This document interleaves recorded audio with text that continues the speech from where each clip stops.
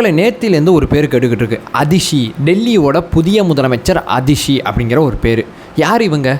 இவங்களுக்கு ஏன் முதலமைச்சர் பதவி திடீர்னு கிடச்சிருக்கு? கெஜ்ரிவால் எதற்கு ராஜினாமா பண்ணார்? செப்பரேட்டாக நம்ம ஒரு வீடியோ பேசி முடிச்சாச்சு.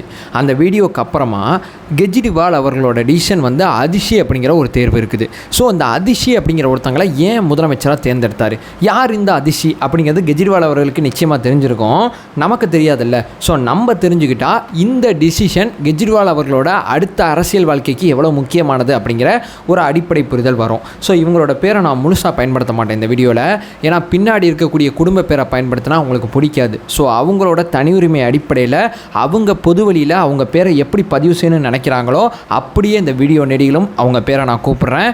ஸோ இவங்க ரொம்ப இன்ட்ரெஸ்டிங்கான ஒரு கேரக்டரு. ஒன் பை ஒன்னாக தெளிவாக நம்ம பார்க்கலாம். உற்சாக வணக்கங்கள், வாங்க பதிவுக்குள்ளே போகலாம். 43 வயசில் முதலமைச்சர் பதவி தேடி வந்திருக்கு. அடுத்த 6 மாதம் இவங்க தான் முதலமைச்சராக இருக்க போகிறாங்க. ஸோ இவங்களோட ஒற்றை குறிக்கோளாக இவங்க என்ன சொல்லியிருக்காங்கன்னா, கெஜ்ரிவால் அவர்களை முதலமைச்சர் ஆக்குறது தான் என்னோட ஒற்றை குறிக்கோள் அப்படிங்கிற விஷயத்த சொல்லியிருக்காங்க. ஸோ கெஜ்ரிவால் என்ன சொல்கிறாரோ அதை தான் செய்ய போகிறேன்னு சொல்கிறாங்க. ஆனால் இவங்களை பற்றி பேசினாவே இவங்க எவ்வளோ தெளிவானவங்க அப்படிங்கிற ஒரு புரிதல் கிடைக்கும். இவங்க பார்த்தீங்கன்னா 1981 பிறந்திருக்காங்க. இவங்க பார்த்தீங்கன்னா ஒரு அற்புதமான தம்பதிக்கு குழந்தையாக பிறந்திருக்காங்க. டெல்லி பல்கலைக்கழகத்தில் கணவனும் மனைவியும் வேலை செய்கிறாங்க. அப்படிப்பட்ட ஒரு குடும்பத்தில் பிறந்தவங்க தான் அதிஷி. ஓரளவு வெல் செட்டில் ஃபேமிலின்னு நம்ம சொல்லலாம். இவங்க ஆரம்ப காலம் முழுக்க டெல்லியில் தான் இருந்திருக்கு. ஸோ அதுக்கப்புறம் பார்த்திங்கன்னா காலேஜ் படிப்பை முடிக்கிறாங்க. காலேஜில் பார்த்திங்கன்னா வரலாறு பாடத்தை எடுத்துக்கிறாங்க. அப்போலேருந்தே சமூக சேவையில் ஆர்வம் இருக்கக்கூடிய ஒரு நபராக இருக்காங்க. லண்டன், ஆக்ஸ்போர்டு வரைக்கும் போய் படித்து முடிச்சுட்டு வந்திருக்காங்க அவங்களோட உயர்கல்வியை. ஆனால் படித்து முடிச்சுட்டு வந்த பிறகு எல்லோரும் என்ன பண்ணுவாங்க, ஒரு நல்ல ஒரு குட் கம்பெனியில் ஜாயின் பண்ணி அல்லது வந்து சில லெக்சர் எடுக்கிறதுக்கு காலேஜ் போயிட்டு இந்த மாதிரி ஏதோ ஒன்று பண்ணுவாங்க. பட் இவங்க என்ன பண்ணுறாங்கன்னா, ஒரு 7 வருஷம் மத்திய பிரதேசத்தில் இருக்கக்கூடிய ஒரு கிராமத்தில் போய் இயற்கை விவசாயம் பண்ணியிருக்காங்க. முற்போக்கு கல்வியை பற்றி அந்த கிராமத்தில் பாடம் எடுத்திருக்காங்க. 7 வருஷம், ஒரு நாள் 2 நாள் கிடையாது, 7 வருஷம் அர்ப்பணிப்பாக அந்த வேலையை பார்த்துருக்காங்க. அதுக்கப்புறம் சில நிறுவனங்களில் வேலை பார்த்துருக்காங்க. ஆனால் லாப நோக்கமற்ற நிறுவனங்களில் பெரும்பான்மையாக வேலை பார்த்துருக்காங்க. ஸோ லாப நோக்கமற்ற நிறுவனத்தில் வேலை பார்த்துருக்காங்க, இயற்கை விவசாயம் பண்ணியிருக்காங்க, முற்போக்கு கல்வியில் ரொம்ப ஆர்வமாக இருக்கக்கூடிய ஒரு மனிதராக இருக்காங்க.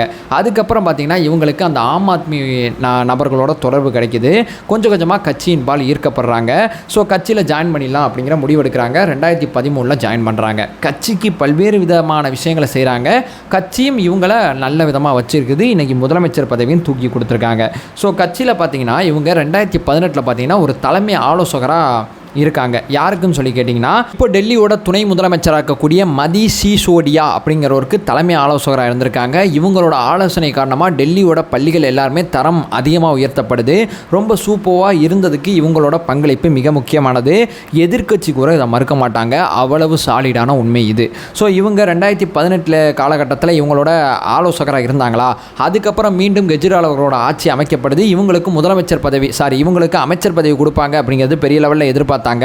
இவங்களுக்கு அமைச்சர் பதவி கிடைக்கல. ஸோ கெஜ்ரிவால் அவர்கள் அமைச்சரவையில் பார்த்தீங்கன்னா பெண்கள் மட்டும், அதாவது பார்த்தீங்கன்னா எம்எல்ஏல பார்த்தீங்கன்னா பெண்கள் மட்டும் 8 எம்எல்ஏக்கள் இருக்காங்க. ஆனால் ஒரு அமைச்சர் போஸ்டராக அவங்களுக்கு கொடுக்கலாம்ல. கெஜ்ரிவால் அவர்கள் 2வது முறை ஆட்சிக்கு வரும்போது இவங்களுக்கு அமைச்சர் போஸ்ட்டு கொடுக்கல. அதுக்கப்புறம் காலசக்கர சூழ்நிலை காரணமாக இவங்களுக்கு அமைச்சர் போஸ்ட் வந்துச்சு. இவங்க பார்த்தீங்கன்னா கல்வி அமைச்சராக பதவி ஏற்றுக்கிட்டாங்க. ஸோ கெஜ்ரிவால் அமைச்சரவையில் இருக்கக்கூடிய ஒரே பெண்மணி இவங்க மட்டும்தான். என்னதான் ஒரே பெண்மணியாக இருந்தாலும் சக்தி மிக்க பொறுப்பு இருக்கக்கூடிய பெண்மணியாக இருக்காங்க. கல்வி மட்டும் இவங்கள்ட்ட இல்லை, பொதுப்பணித்துறை இவங்கள்ட்ட தான் இருக்குது, கலாச்சாரம் இவங்கள்ட்ட தான் இருக்குது, விளம்பரம் இவங்கள்ட்ட தான் இருக்குது. ஒரு சாலிடான சக்தி வாய்ந்த ஒரு பெண்மணியாக இவங்க அமைச்சரவையில் இருந்திருக்காங்க. 14 இலாக்காக்கள் இவங்கள்ட்ட இருக்குன்னா பார்த்துங்களேன், அவ்வளவு சாலிடான பவர். ஸோ ஒரு துணை முதல்வர் அப்படிங்கிற ஒரு பதவி எப்போ பவர் ஆகும்னா, அந்த துணை முதல்வர்கிட்ட என்ன இலாக்கா இருக்குது அப்படிங்கிற அடிப்படையில் தான் அவர் பவர்ஃபுல்லான துணை முதல்வராக இல்லையா அப்படிங்கிற முடிவுக்கு வருவோம். ஸோ இவங்க ஆம் ஆத்மியோட இந்த அமைச்சரவையில் கெஜ்ரிவால் அமைச்சரவையில் இருந்தாலும், ஆனால் இவங்களுக்கு கட்சி எவ்வளவு முக்கியத்துவம் கொடுத்துருக்கு அப்படிங்கிறது இந்த இவங்களுக்கு ஒதுக்கப்பட்ட துறைகளை பார்க்கும்போது ரொம்ப சாலிடாக தெரியுது. ஸோ கெஜ்ரிவால் அவர்கள் சிறைக்குள்ளே இருக்கும்போது வெளியே இருந்து கெஜ்ரிவால் அவர்களுக்கு ஆதரவாக என்னென்ன செய்ய முடியுமோ அத்தனையுமே செஞ்சாங்க. ஆட்சியோட நிழல் முதல்வராக இவங்க இருந்தாங்க. ஸோ கெஜ்ரிவால் அவர்களோட மனைவியாக இருக்கக்கூடிய சுனிதா கெஜ்ரிவால் அவர்களுக்கு கூட முதலமைச்சர் பதவி இவங்க தூக்கி கொடுக்கல. ஏன்னா ஒரு குடும்ப அரசியலாக வந்துடும் அப்படிங்கிற மாதிரி ஒரு பாயிண்ட் ஆஃப் வியூ இருக்கும். அதனால வேற யார் நம்பிக்கைக்குரியவங்கன்னு பார்க்கும்போது இவங்க பேர் மட்டும்தான் இவருக்கு அடிபட்டிருக்கு, இவங்களை கொடுத்துருக்காங்க. ஸோ இதற்கு முன்னாடியே சாலிடாக கெஜ்ரிவால் அவர்கள் இவங்களை எவ்வளோ நம்புகிறாங்க அப்படிங்கிறதுக்கு சின்ன எக்ஸாம்பிள் ஒன்று இருக்குது. சுதந்திர தினம் எடுத்துக்கிட்டால் முதலமைச்சர் கொடியேற்றுவாங்க, குடியரசு தினம் எடுத்துக்கிட்டால் ஜனாதிபதி ஆளுநர்கள் கொடியேற்றுவாங்க. ஸோ அங்கே பிரதமர், இங்கே முதலமைச்சர், இங்கே பார்த்தீங்கன்னா அங்கே ஜனாதிபதி, இங்கே ஆளுநர், இப்படி தான் கொடியேற்றுவாங்க. ஸோ சுதந்திர தினம் இப்போ சமீபத்தில் கடந்து போனுச்சுல, அப்போ பார்த்தீங்கன்னா கெஜ்ரிவால் அவர்கள் டெல்லி சிறையில் இருந்தாங்க. டெல்லி சிறையில் இருக்கும்போது இந்த உரிமை யார்கிட்ட கொடுத்தாங்கன்னா அதிஷி அவர்களுக்கு தான் கொடுத்தாங்க. அதிஷி அப்படிங்கிறவங்க கெஜ்ரிவால் அவர்களோட நம்பிக்கையை மட்டும் பெற்றவங்க கிடையாது, கட்சியோட துணை முதலமைச்சர் நம்பிக்கையும் பெற்றவங்க, கட்சியில் இருக்கக்கூடிய பெரும்பாலான நிர்வாகிகளோட நம்பிக்கையை பெற்ற ஒரு மிக முக்கியமான பெண்மணியாக இருக்காங்க. ஸோ இவங்க பார்த்தீங்கன்னா இவங்க வாழ்க்கையில் சமூக சேவை அப்படிங்கிறது மிக முக்கியமான ஒரு பங்களிப்பாக இருக்குது. இந்த 6 மாதம் இந்த கவர்மெண்ட்டுக்கு இந்த டெல்லி மதுபான கொள்கை காரணமாக, கொள்ளைன்னு வருது பாருங்கள், கொள்கை காரணமாக பெரிய கெட்ட பேர் வந்திருக்கு.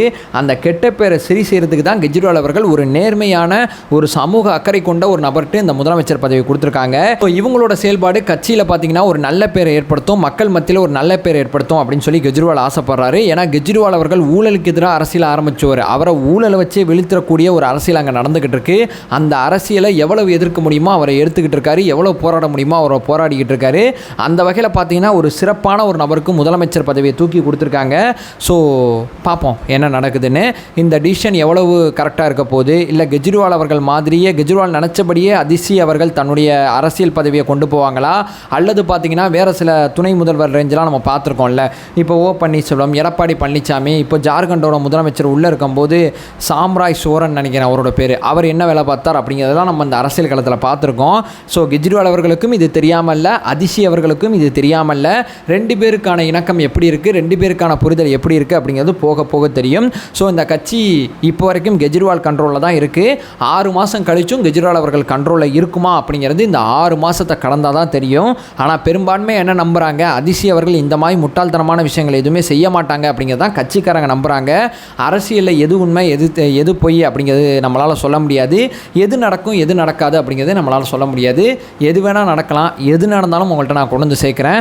அதை சொல்லிட்டு இந்த வீடியோ என் பண்ணிக்கிறேன். நம்ம சேனலை ஃபர்தராக ஃபாலோ பண்ணிங்கன்னா பொலிட்டிக்கல் ரீதியாக பல்வேறு விஷயங்களை பற்றி பேசிக்கிட்டு இருக்கோம். நம்மளோட ஒரே இலக்கு அறியாமை அகற்ற வேண்டும், அறியாமை அகற்றப்பட வேண்டும். Thank you so much.